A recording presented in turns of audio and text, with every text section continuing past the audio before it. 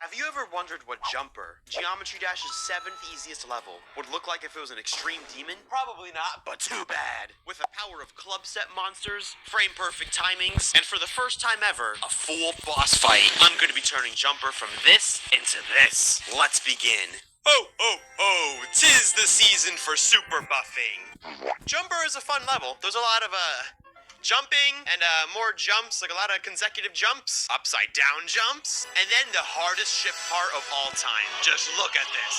Really though, what is up with this ship section? Like, you figure with Jumper being the 7th level, the ship section would be like at least a little bit more hard than the first level. Like really, this is easier than Stereo Madness. You have a whole 10 block gap to fit in. Oh, but fret not, if you go a little bit farther, you have 0.5 less blocks to straight fly through. And then 2 pillars! And then 3 pillars! Oh, RobTop, you're killing me. This is...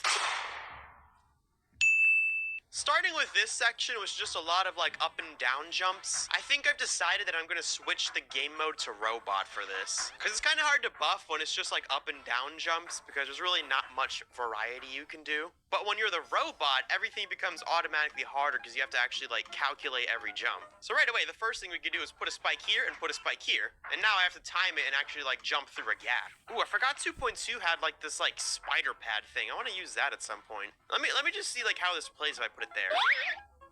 Wait, did you see that? Why did the robot kind of do a flip? He's styling, man. But now that I'm upside down because of the spider pad, which I guess that's what I'll call it, because it like moves you as if you were a spider, I'll put a little mini spike up here, another mini spike here. And by the way, did you guys see there's actually an option in Geometry Dash to show hitboxes now, so you can like see the spike hitboxes and block hitboxes. I don't need to use hacks anymore, it's great. And another thing I can do, I was thinking of, is using the time warp trigger as like a speed hack. So let me just see how this thing works. I've actually never used it before. Lets you warp all time a given amount. I need to add more options before you can do Za Warudo. Man, RobTop just be saying any, like what, what does that even mean? But let me put this as like half, 0.5, and let's see if that actually works. Oh yeah, we got speed hack and show hitboxes in Geometry Dash officially now.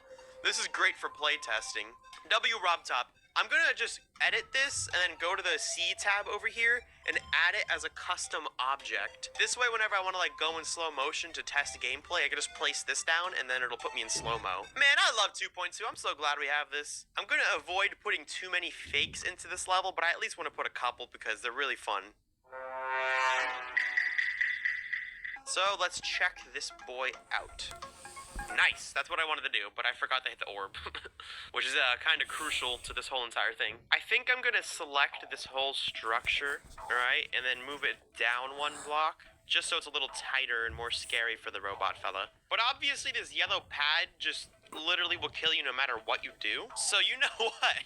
Wait, what if I try to use the spider orb thing? If you haven't seen this orb yet, basically what it does is if you click it, it just teleports you downwards immediately. Wait, what if I put it sideways? Hold on. Oh my, okay. It just ended. It didn't even do anything. So it should just shoot me right down, and of course it's gonna kill me. But I think what I'm gonna do is get rid of these spikes and do this. Because hear me out, when you're the spider, it's possible to make it through this gap because you can just teleport straight upwards. I believe you do have to be the mini spider though. Let me try it out. Mini spider. Yeah, see? You can just casually break the laws of physics and teleport through spikes because of the way their hitboxes are. So I want to try to apply that logic to robot with the spider orb. I don't know how this is going to work out, but... Oh my god, you can do it!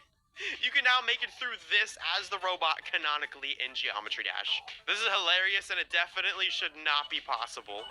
But it is because we're in Geometry Dash, the most best game ever. So to not be entirely evil, I'll give a little break with the next block and just have it be empty. No mini spike shenanigans, don't worry. I take everything I said back. Okay, maybe I got a little carried away with the mini spikes, but come on, it's cool, right? Doesn't this look kind of cool? It looks like those things from Mario.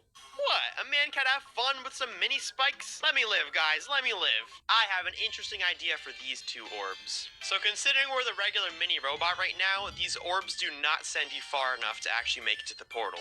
But if I put a second yellow orb on the same spot as both of them, I can now hit each of them like twice, and then it barely makes me make it. I think that is quite silly, possibly evil, but I don't care. When you're super buffing levels, you're not thinking about feelings. Buffs do not care about your feelings. Well, that concludes the normal gravity stuff. Now we're gonna be upside down. This part is literally just dry out, but like slightly harder.